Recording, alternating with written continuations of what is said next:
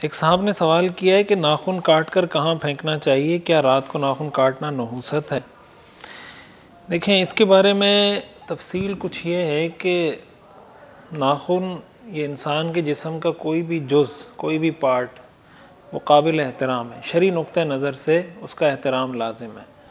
तो बेहतर तो ये है, इसीलिए फ़ुक़हा ने लिखा है कि नाखून काटने के बाद उसको दफन कर देना चाहिए। कोई ऐसी जगह इंसानी नाखून हो, बाल हो, उसको कहीं दफन कर दें।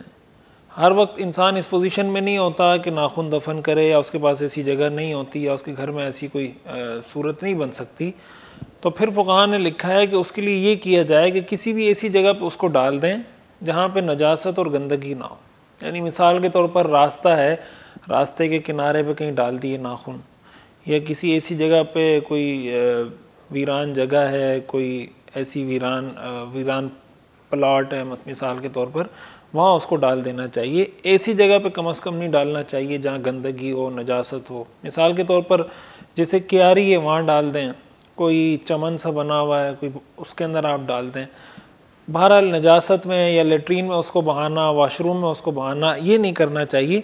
बाकी उसको कहीं भी डाल सकते हैं।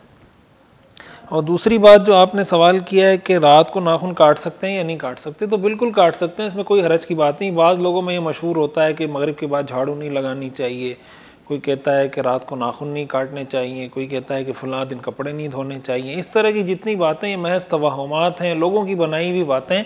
शरई नुक्ता नज़र से इसकी कोई हैसियत नहीं है।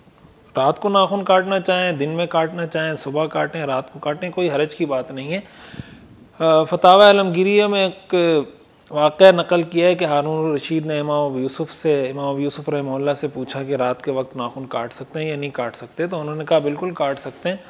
तो उन्होंने पूछा कि इसकी दलील क्या है, तो इमाम अबू यूसुफ़ रहमतुल्लाह अलैह ने जवाब में फरमाया कि ये नेकी का काम है और नेकी के काम को जल्द से जल्द करना चाहिए। नेकी के काम के बारे में शरीयत का हुक्म यह है कि उसमें ताख़ीर ना करें। लिहाजा अगर रात को याद आ गए तो रात को काट लें, दिन को याद आ गए तो दिन को काट लें।